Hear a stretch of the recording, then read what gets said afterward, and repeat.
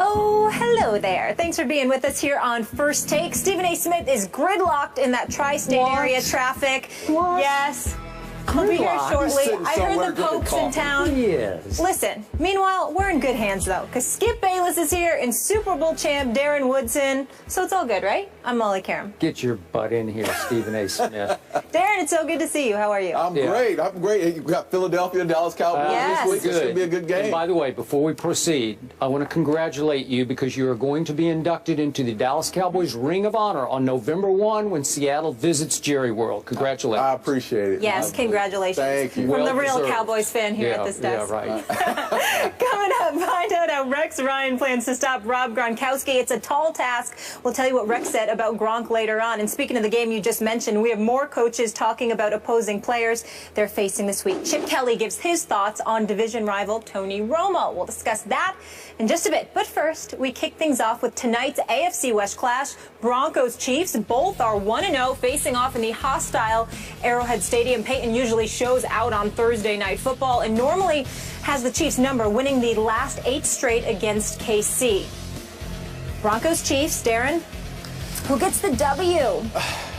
I like what I saw with Kansas City and Alex Smith last week. I honestly think at home at Arrowhead Stadium, coming off what they did and the confidence they had coming out of Houston, and watching that entire offense get going. When you look at, Jeremy Maclin, Travis Kelce was unstoppable against Houston last week, and they're trying to find ways to get him the ball and match up against smaller corners. And then, of course, Jamal Charles in that running game. And anyway, when you look at this game and this matchup, the Broncos are still trying to find their way in that offense.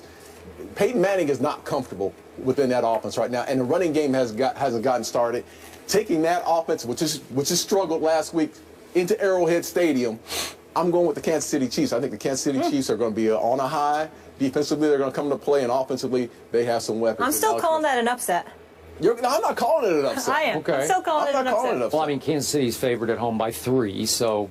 In my mind, just because of history. All right, that's fine. Throw a score out there so we get your level of conviction here. I'm going to say it's going to be 27-17. Okay, 10-point. That's fairly convincing.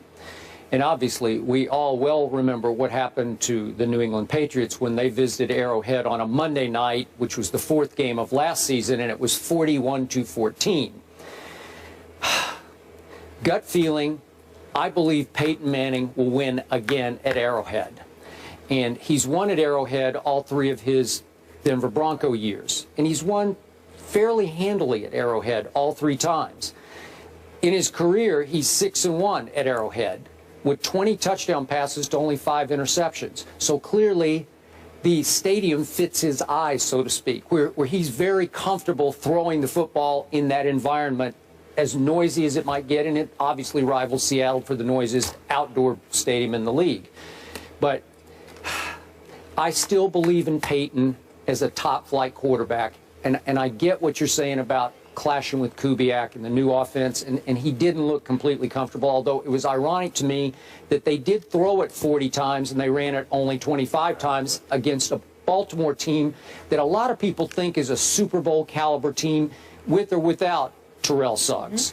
Like, it's a very good football team. It's a very physical football team, and as Peyton had to remind the media, hey, we actually won that game last Sunday, and they did. 19-13. They won.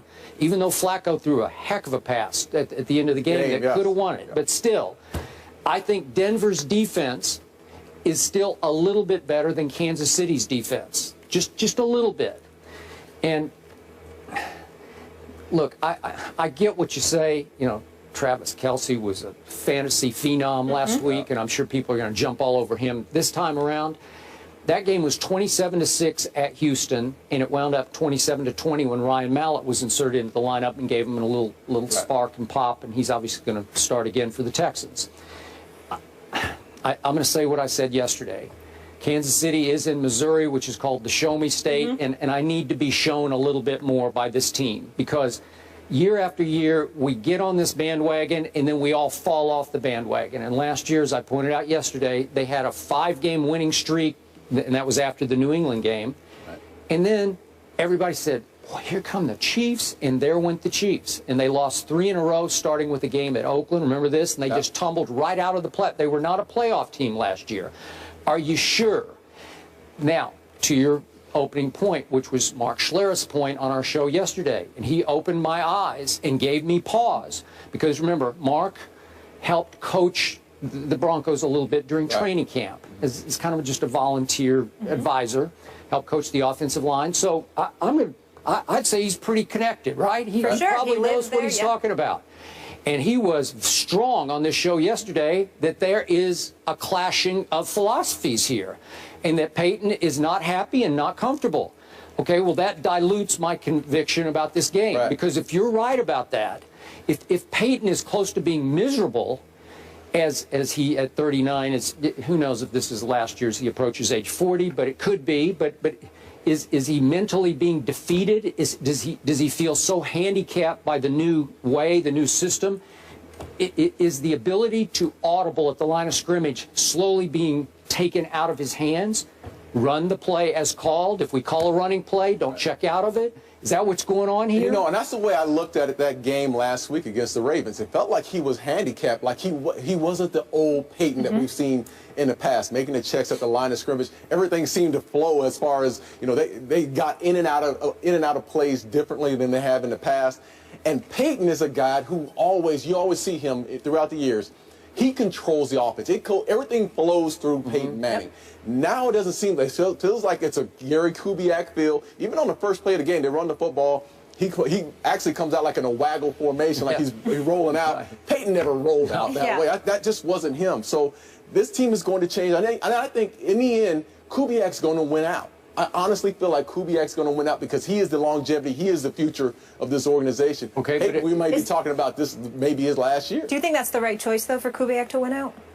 I just think that when you look at the years that are possible, Peyton's probably going to play this year, maybe next year, at best. I think Kubiak's a guy who's probably going to be there in the end. And Kubiak's been extremely successful offensively through his tenure as a head coach. He will run the ball. They will at some point start running the ball successfully. I just don't think Peyton's bought into that just yet. Okay, but just me, from a distance. I'm not plugged into that situation. I'm going to bet on Peyton Manning's resume before I'm going to bet on Gary Kubiak's resume. Even as a head coach / coordinator, I'll take Peyton as my coordinator over Gary Kubiak, even at age 39. And I get it, and I hear all this arm strength. He's lost.